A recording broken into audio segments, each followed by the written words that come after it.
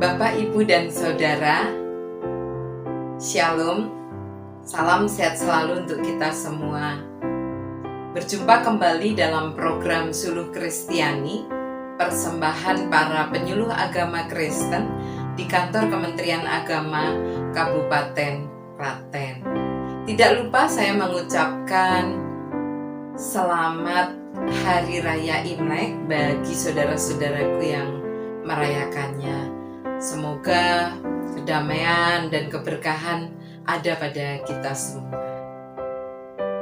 Masih di bulan pertama di tahun 2023 ini saya mengucapkan selamat tahun baru. Dan kali ini saya mau mengajak saudara-saudara semua untuk kita berefleksi tentang guru sebagai pelayan sekaligus teladan. Dan apresiasi saya bagi seluruh kawan-kawan saudara-saudara saya, para guru sekolah minggu dimanapun berada. Betapa tidak, guru sekolah minggu adalah sebuah peran yang melebihi guru-guru yang lain. Betapa tidak, menjadi guru sekolah minggu tidak memerlukan kompetisi untuk mendapatkan lowongan, sebab ruang terbuka luas untuk siapapun yang rindu ambil bagian dalam pelayanan itu. Dan tidak semua orang siap atau mau atau bersedia untuk menjadi pelayan atau pengajar sekolah minggu.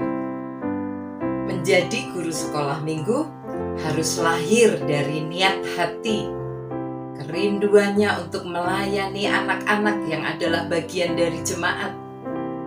Dia tidak perlu gelar akademis, tidak perlu latar belakang pendidikan tertentu.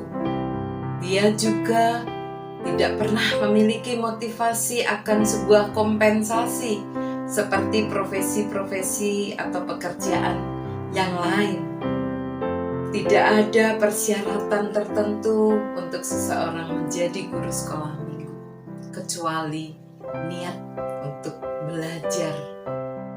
Dan tentu bersyukur bagi para guru sekolah minggu yang memang sudah memiliki profesi guru. Dan tidak semua guru bisa ambil bagian dalam pelayanan sekolah minggu. Bersyukur bagi para guru yang ambil bagian dalam pelayanan sekolah minggu. Tidak berbeda dengan profesi guru pada umumnya. Seorang guru sekolah minggu memiliki tanggung jawab dan peran yang besar bagi para anak didiknya, terutama soal pembentukan iman atau spiritual. Seorang anak sekolah minggu, anak didik sekolah minggu pasti akan mendengar, mengamati, mengingat, merekam, dan akan selalu mengenang setiap apa yang dilakukan oleh seorang guru, termasuk guru sekolah minggu. Dan sampai dewasa pun kelak dia akan terus mengingat itu. Maka pelajaran-pelajaran penting, pengenalan akan Tuhan, pengenalan akan Juru Selamat, dan hal-hal lain yang menjadi kebiasaan seorang guru sekolah minggu akan terus dikenang oleh anak sekolah minggu. Saya pun tidak pernah melupakan para guru sekolah minggu saya ketika saya kanak-kanak. Dan itu menjadi pengingat bagi saya ketika saya mengajar sekolah minggu. Saya harus menyadari bahwa anak-anak sekolah minggu akan mengingat saya, akan mengenang saya, akan merekam apa yang menjadi pelayanan dan keteladanan kita sebagai guru sekolah minggu. Tidak mudah bagi kita, tetapi bagi saya, kita harus belajar dan terus belajar. Tidak ada kata cukup untuk belajar menjadi pelayan dan teladan di dalam mengajar sekolah minggu. Saudara, sebuah bacaan yang meneguhkan renungan kita pada hari ini saya ambil dari Titus 2 ayat 7 sampai 8. Dalam segala hal, hendaklah engkau menjadi teladan kelakuan yang baik. Kalau engkau mengajar, engkau harus jujur dan bersungguh-sungguh.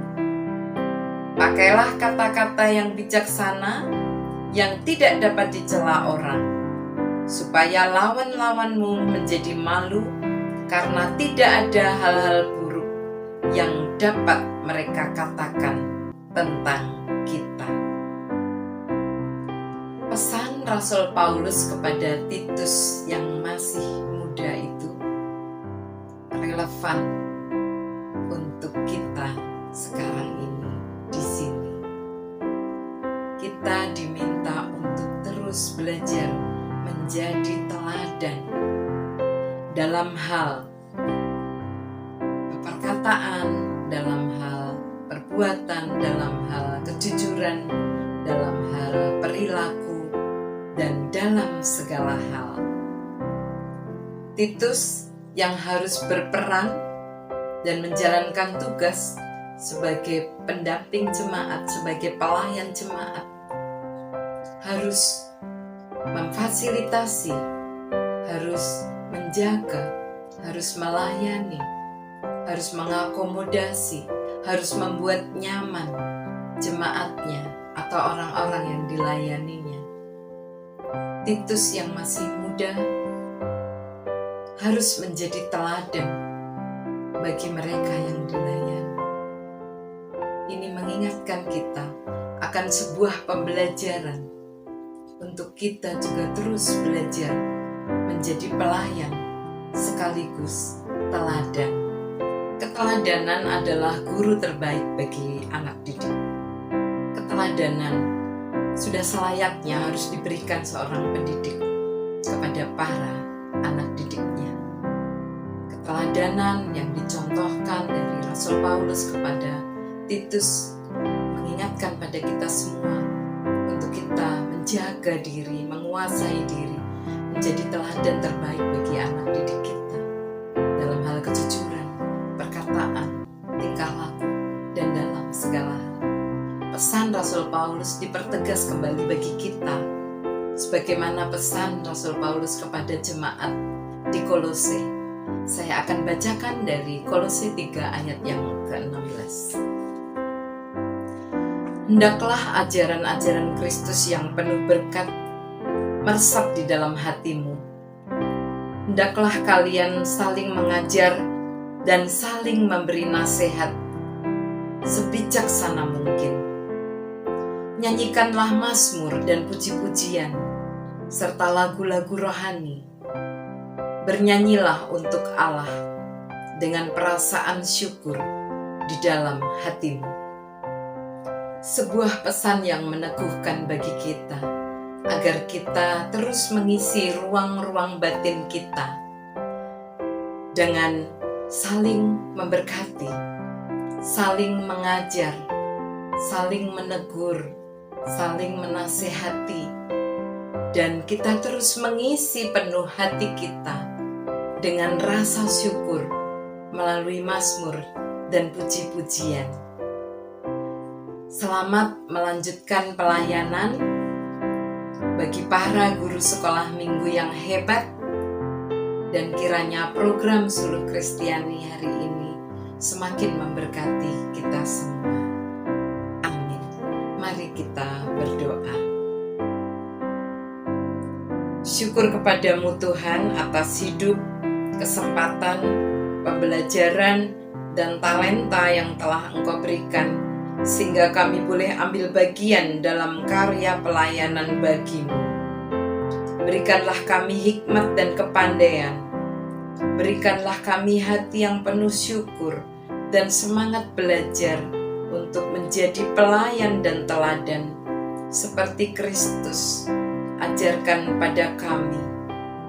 Berikanlah kami hati yang rela melayani, dan berikanlah kami kemampuan untuk mengendalikan diri, menjaga hidup kami, menjadi teladan bagi para anak didik kami. Di dalam nama Yesus kami berdoa. Amin.